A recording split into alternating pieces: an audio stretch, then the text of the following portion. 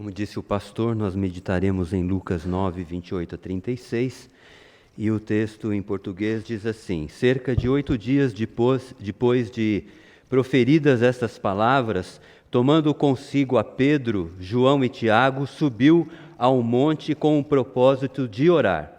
E aconteceu que, enquanto ele orava, a aparência do seu rosto se transfigurou, e suas vestes resplandeceram de brancura.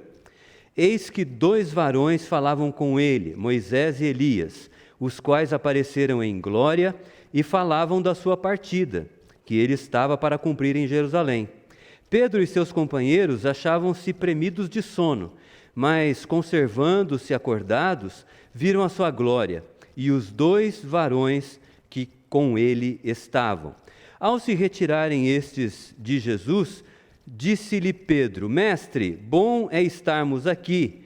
Então façamos 3 tendas, uma será tua, outra de Moisés e outra de Elias, não sabendo, porém, o que dizia. Enquanto assim falava, veio uma nuvem e os envolveu, e encheram-se de medo ao entrarem na nuvem. E dela veio uma voz dizendo: Este é o meu filho, o meu eleito, a ele ouvi.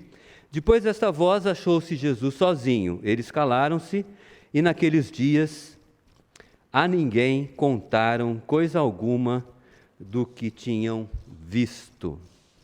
Senhor, nós queremos te pedir que fales conosco nesta manhã por intermédio da tua palavra. Apesar de mim, ó Pai, que a tua palavra seja clara, seja transmitida com fidelidade e alcance o seu propósito. Ilumina por meio do teu Espírito a nossa mente para compreendermos aquilo que vamos meditar e aplicarmos no nosso dia a dia essas verdades, porque é em nome de Jesus que nós oramos. Amém. Nós vamos falar, sobre essa passagem que é bastante conhecida, a transfiguração de Jesus Cristo. Essa passagem, ela é uma amostra da glória de nosso Senhor Jesus Cristo, que Jesus, na sua segunda vinda, manifestará de forma plena. A transfiguração de Cristo, ela é narrada aqui no versículo 29, é narrada também pelos evangelhos sinóticos. Evangelhos sinóticos são os evangelhos de Mateus, Marcos e Lucas. Por que são chamados sinóticos? Sinótico significa visto sob um mesmo prisma, uma mesma visão. Se você ler estes evangelhos, você verificará que os eventos narrados ali são narrados de uma maneira semelhante. Cada apóstolo com a sua visão, mas os eventos são concatenados de uma forma semelhante, diferentemente de João, o Evangelho de João, que narra os eventos de uma forma diferente. Afinal de contas, João escreveu o Evangelho muitos anos depois dos Evangelhos de Mateus, Marcos e Lucas. Ele não narra alguns eventos que são narrados por Mateus, Marcos e Lucas, narra outros eventos. É bom a gente afirmar que João não contradiz os evangelhos sinóticos, mas tanto as narrativas dos evangelhos sinóticos quanto de João compõem informações riquíssimas, especialmente acerca do ministério de nosso Senhor Jesus Cristo. Então, a transfiguração, ela é narrada pelos evangelistas sinóticos. Aqui, por exemplo, no verso 29, Lucas diz assim: aconteceu que enquanto ele orava, Jesus orava, a aparência do seu rosto se transfigurou, suas vestes resplandeceram de brancura. Mateus, ele narra esse acontecimento da seguinte forma: o seu rosto resplandecia como o sol, as suas vestes tornaram-se brancas como a luz.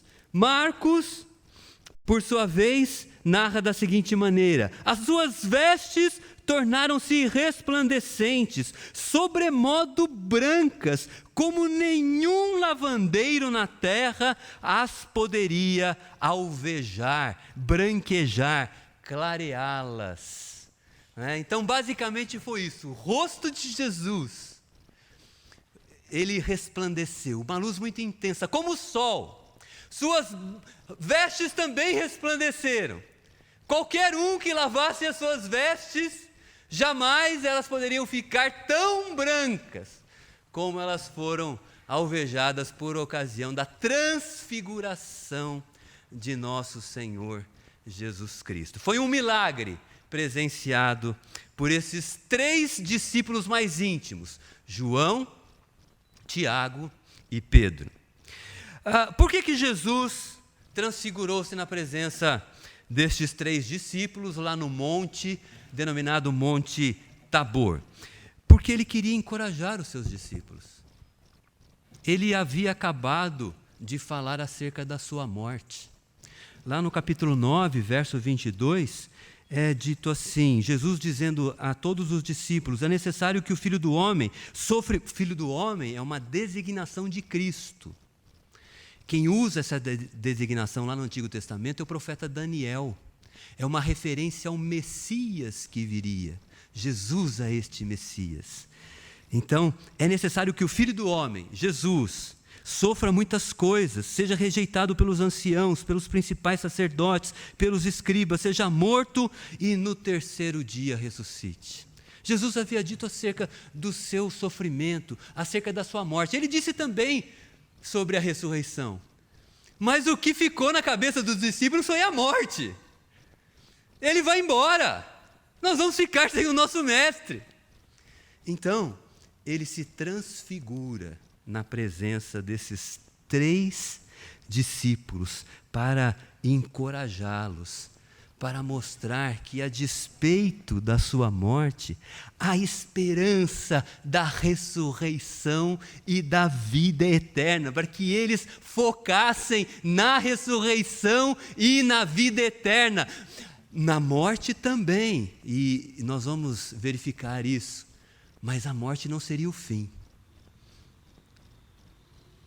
Depois da morte haveria a ressurreição e a vida eterna. E ele se transfigura em glória para mostrar, em parte, aquilo que vai acontecer com ele e conosco. Isso fica claro, inclusive, através da presença de Moisés aqui, e Elias.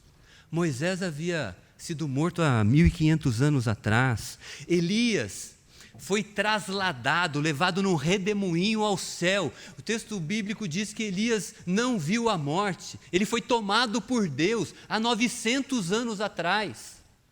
E agora estavam eles lá, vivos em glória, conversando com Jesus Cristo. Como diz o verso 30, eis que 2 varões falavam com ele, Moisés e Elias, os quais apareceram em glória e falavam da sua partida, que ele estava para cumprir em Jerusalém. Esse evento, portanto, da transfiguração de Jesus, foi para encher o coração dos discípulos de esperança e enfatizar também a base dessa esperança, que nós vamos verificar fortemente aqui nessa manhã, que é a morte expiatória de nosso Senhor Jesus Cristo. O texto diz que Jesus transfigurou-se, metamorphomai, lá no grego original, que dessa palavra deriva a nossa palavra metamorfose, que significa mudança de forma. Quando eu penso, pastor, em metamorfose, a primeira coisa que eu lembrei foi a música do Raul Seixas, Metamorfose Ambulante. Eu prefiro ser uma metamorfose ambulante, uma coisa assim, né? Mas também eu me lembrei da metamorfose da borboleta. A metamorfose da borboleta é interessante, porque o ciclo inicial é um ovo. Esse ovo é quebrado, surge a larva. Essa larva, ela é envolvida por uma espécie de cápsula, né? Uma espécie de um casulo, e depois esse casulo é rompido e aparece a borboleta como nós a conhecemos. Metamorfose, mudança de forma. Jesus, ele mudou naquele momento a sua forma. Ele era visto como homem, mas naquele momento a sua forma gloriosa, ele tinha a aparência do ser divino que ele é, a aparência gloriosa de Deus, para mostrar aos discípulos que, apesar da morte que estava próxima, ele, como Deus, estava no controle de tudo, assim como acontece na nossa vida. Não cai um fio de cabelo da nossa cabeça sem a permissão dele. Jesus transfigurou-se para mostrar: olha, eu sou homem, mas também sou Deus. Eu vou morrer, mas eu vou ressuscitar. Mas os discípulos não entenderam. A reação deles foi oposta ao que se deveria esperar diante desse milagre tão extraordinário. Pedro revela essa incompreensão. Eles viram Jesus transfigurar-se, Moisés aparecer em glória, Elias aparecer em glória. E Pedro faz a seguinte observação aqui no verso 33. Mestre, bom é estarmos aqui, façamos 3 tendas, uma será tua, outra de Moisés, outra de Elias. E o texto bem diz, ele não sabia o que dizia. A passagem diz que uma nuvem os envolveu e a voz de Deus interrompeu o que Pedro estava dizendo. A voz de Deus disse: este é o meu filho, o meu eleito, a ele ouvi. Vocês não estão aqui para falar, vocês estão aqui para ouvir e para ver, e para confiarem. Os discípulos, nós vamos ver aqui na passagem, revelaram 2 coisas: falta de discernimento acerca do que estava ocorrendo e medo. Falta de discernimento. Veja, nós já lemos aqui o que Pedro disse, né? E por que estas palavras que Pedro disse? Eu vou fazer uma tenda para ti, para Elias e para Moisés. Por que isso revela falta de discernimento? Moisés e Elias são grandes, 2 dos grandes personagens do Antigo Testamento. Moisés era o representante da lei, Elias, o representante dos profetas, mas eles não mereciam a mesma honra que Jesus. Moisés e Elias eram grandes, sim, mas Jesus era o Messias. E eles estavam igualando tudo. Uma tenda para Jesus, uma tenda para Moisés, uma tenda para ele. Não. Espera aí. Está confundindo as coisas.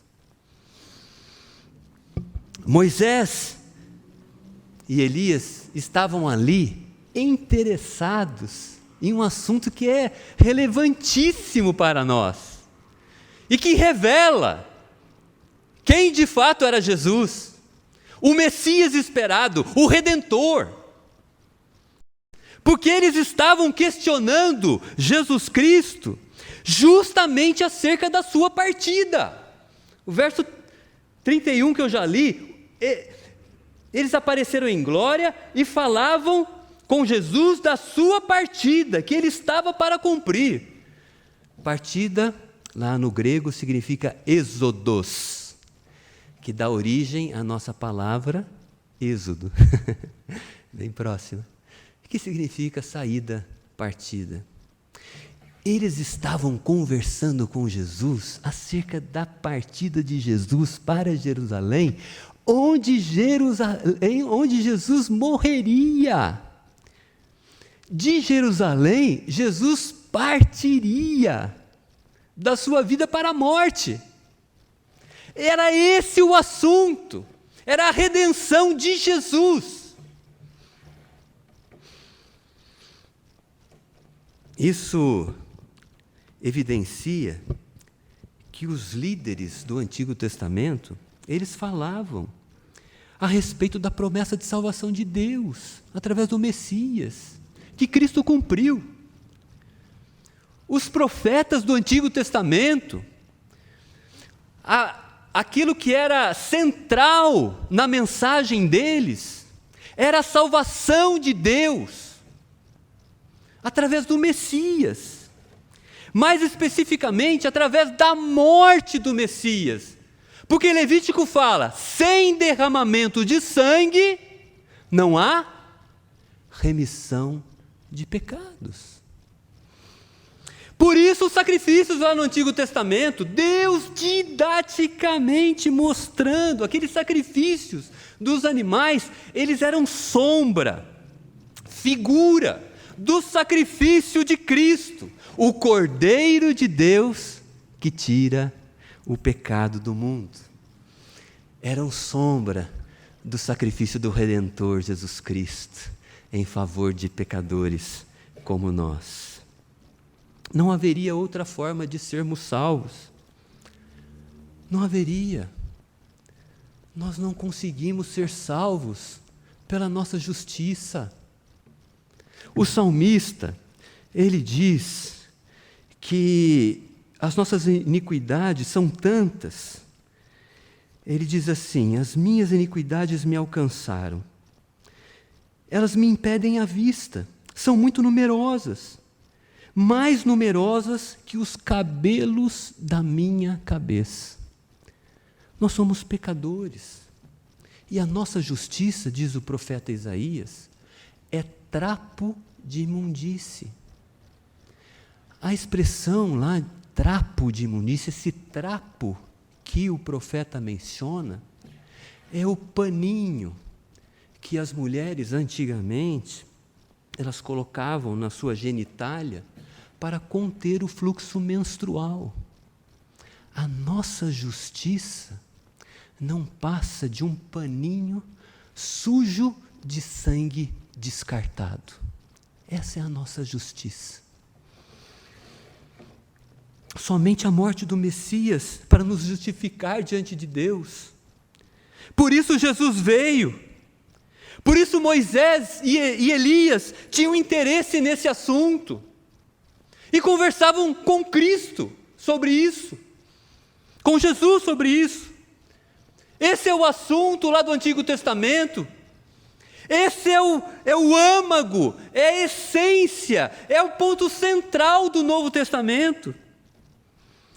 Por isso, feliz é a pessoa que entende essa realidade e confia unicamente na cruz de Jesus para a sua salvação.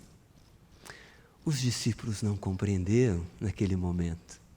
Estavam tratando Jesus como se fosse igual a Elias e Moisés. Outra coisa que nós podemos destacar em relação aos discípulos é que eles sentiram medo, né? O texto diz lá, no verso 34, enquanto assim falava, veio uma nuvem, Pedro falava, né? Veio uma nuvem e os envolveu. Encheram-se de medo ao entrarem na nuvem. Eles estavam diante de um milagre. Jesus transfigurado em glória. Prelúdio da ressurreição e da vida eterna. Isso deveria levá-los a sentirem confiança, a sentirem gratidão, a sentirem alegria. No entanto, eles estavam com medo. A gente percebe que quando nós não compreendemos as coisas, quando há falta de discernimento em relação à compreensão de certas coisas, nós sentimos medo, nos sentimos inseguros. A falta de discernimento e o medo caminham de mãos dadas. Eu me recordo dar um exemplo de quando eu era criança, como a falta de discernimento caminha junto com o medo. A minha mãe, ela dizia: menino, não faz isso, Deus castiga. Sinceramente, eu não me recordo de ter deixado de ser arteiro pelo fato dela me dizer isso. Mas essa ideia de que Deus castiga, ela me assustou por muito tempo. Essa imagem de que Deus estaria à espreita, me observando e me castigaria quando eu cometesse qualquer tipo de deslize, essa ideia me acompanhou e me assustou por muito tempo. Essa ideia me acompanhou até eu conhecer o Evangelho de Jesus Cristo, francamente. Quando eu conheci o Evangelho de Jesus Cristo, aí eu tive uma compreensão libertadora do relacionamento com Deus, com base não no temor do castigo, mas no amor dele por pecadores como eu. E aí eu leio lá João escrevendo a sua primeira carta, no capítulo 4, verso 18, ele diz assim: no amor não existe medo. Quando a nossa visão, quando a nossa compreensão do relacionamento com Deus é equivocada, porque nós não compreendemos esse relacionamento, nós sentimos medo do castigo dele. Mas quando nós compreendemos o Evangelho, aí nós passamos a vivenciar essa realidade. No amor não existe medo. Antes, o perfeito amor lança fora o medo. Tem um exemplo também no Novo Testamento que eu resolvi separar para dividir com vocês nesta manhã. Quando houve uma aliança entre o rei Rezim, rei da Síria, com Peca, rei de Israel. Os dois se juntaram para guerrear contra Acás, rei de Judá. Diz o texto que Acás teve medo. 2 reis se juntaram para lutar contra ele, ele teve medo. Mas Deus enviou o profeta Isaías para tranquilizá-lo e disse assim: Acás, não tenha medo. Essa aliança de Peca e Rezim não prosperará, não atingirá o reino de Judá. E disse assim: eu vou te dar um sinal para te demonstrar que isso não vai acontecer. E o sinal é aquela passagem lá de Isaías 7,14 que nós conhecemos bem. Eis que a virgem conceberá e dará à luz um filho e lhe chamará Emanuel. Na verdade, Deus, através do profeta Isaías, estava dizendo para Acás: Acás, confia, assim como um dia o Messias virá, assim como ele virá, essa aliança não prosperará. Confie em mim. Mas Acás tinha o coração endurecido demais para as coisas de Deus. E ele não compreendeu o sinal. E não experimentou o consolo divino. Teve medo. E ele fez aliança com o Egito. Resultado: de fato, a aliança de Israel com Síria não prosperou. Mas vieram os assírios, que derrotaram Egito, Judá e levaram Acás. Não confiou em Deus, teve medo. Lá no Novo Testamento, nós encontramos também um exemplo interessante. A Bíblia diz que, por medo, os discípulos fugiram após Jesus ser preso. Na verdade, eles aguardavam que Jesus os libertassem a eles, né? Do Império Romano. Eles imaginavam que a vinda de Cristo fosse para que Jesus os libertasse Jesus libertasse, me confundi agora com a concordância. Jesus os libertaria da do poder do Império Romano. Eles imaginavam que a primeira vinda de Cristo fosse para isso. Mas quando Jesus foi preso, eles tiveram medo, eles não compreenderam a realidade das coisas. Por isso as palavras do profeta Oséias, elas continuam ecoando nos nossos dias. Meu povo perece. Há uma outra versão que diz assim: meu povo está sendo destruído. Meu povo tem medo, porque lhe falta conhecimento.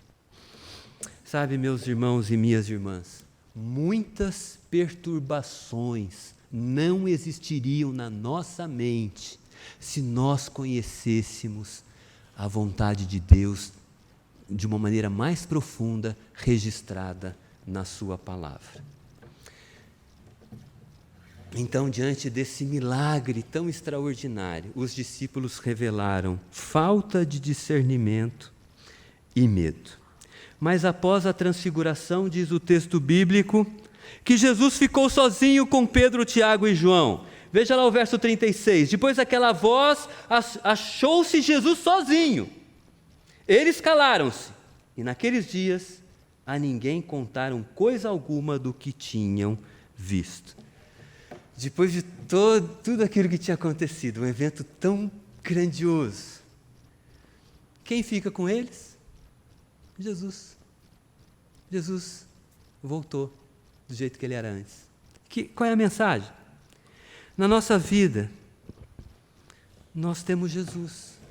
Nós contamos com Jesus para nos libertar da falta de compreensão, para nos libertar da falta de discernimento, para nos libertar do medo.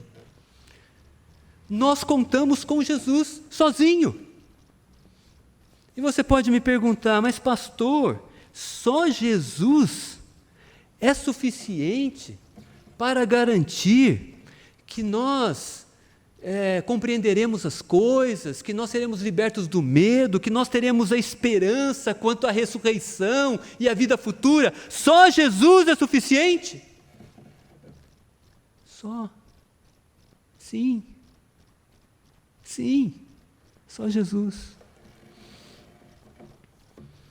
Dele vem a salvação, a justificação diante de Deus, o perdão dos pecados, a adoção como filhos, a santificação, a vida eterna, a glorificação. Todas essas são conquistas de Jesus para nós. Jesus é o nosso Redentor, superior a Moisés, o representante da lei. A lei só serve para nós termos consciência do nosso pecado. Não só serve, mas ela serve para ter consciência do nosso pecado, que nós não conseguimos cumpri-la, e nós corremos para Jesus Cristo, que cumpriu a lei, pagou o preço da nossa condenação na cruz.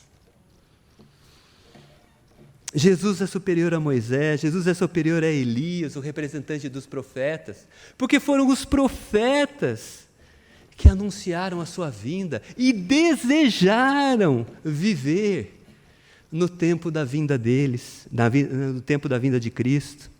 Jesus é superior aos anjos. Sabe, às vezes eu fico impressionado. Há pessoas que oram a anjos. Há pessoas que ensinam a orar a anjos. Anjos são ministros de Deus para cumprir a vontade dele. Se eu tenho a possibilidade de falar com o dono da empresa, eu vou expor meu problema. Para quem me atende na recepção, nada contra o atendente da recepção.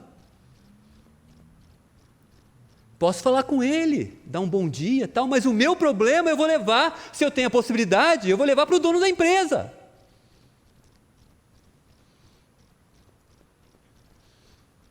Se eu tenho acesso direto a Deus por meio de Jesus Cristo, eu vou me preocupar com anjos? Desculpa se eu vou ferir a sensibilidade de alguns, né? Mas eu já participei de orações em que a pessoa diz: Senhor, envia os teus anjos e nos guarda. Ok. Quero dizer para vocês que os anjos se constituem em uma forma de Deus atuar para nos guardar. Ele pode nos guardar usando pessoas, Ele pode nos guardar usando circunstâncias, Ele pode nos guardar agindo diretamente. Eu vou pedir para Ele usar os anjos? Ousadia, né? Ele usa quem Ele quiser. Ele faz do jeito que Ele quiser. Tenho acesso direto a Deus. E a maneira como Ele vai me guardar, eu não sei. Eu só sei que Ele vai. Jesus é suficiente para nós, sozinho. Cristo é quem nós dispomos, unicamente Ele, para vencer o pecado que nos afasta de Deus. Deus que é fonte de todas as bênçãos para nós. Eu me lembro, quando eu era seminarista, eu fui trabalhar numa congregação, numa cidade, aqui próxima de São Paulo. E havia ali um homem muito respeitado. Ele era líder da igreja. Era considerado um santo homem de Deus. A pessoa falou assim para mim, olha, um santo homem de Deus. Eu fiquei até... Primeiro, não conhecia, eu falei, quero conhecer esse santo homem de Deus, né?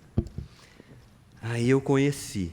Eu fiquei envergonhado, vou ser sincero, quando eu conversei com ele, eu fui visitá-lo, né? Porque o homem não gostava de futebol. O homem achava que televisão é do diabo. Eu falei, puxa, eu gosto de futebol.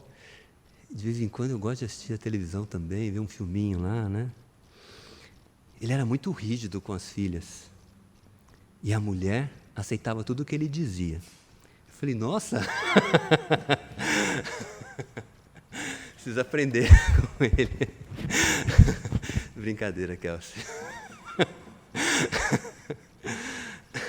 Santo homem de Deus. Aí eu fiquei lá, acho que quase 2 anos naquela congregação. Aí uma missionária me substituiu. Quando eu saí, fui para outro lugar, a missionária me substituiu. Uma missionária conhecida lá da igreja, e que era a responsável pela congregação, a igreja responsável enviou uma missionária, pessoa muito querida. Depois de uns anos, muitos anos, eu encontrei essa missionária na casa da minha sogra, e a gente conversando, eu perguntei exatamente, falando do trabalho ali, né? Ela também já tinha saído do trabalho. Eu falei, e fulano de tal, como está? Para minha surpresa, ela disse que o fulano traiu a mulher e foi embora da cidade.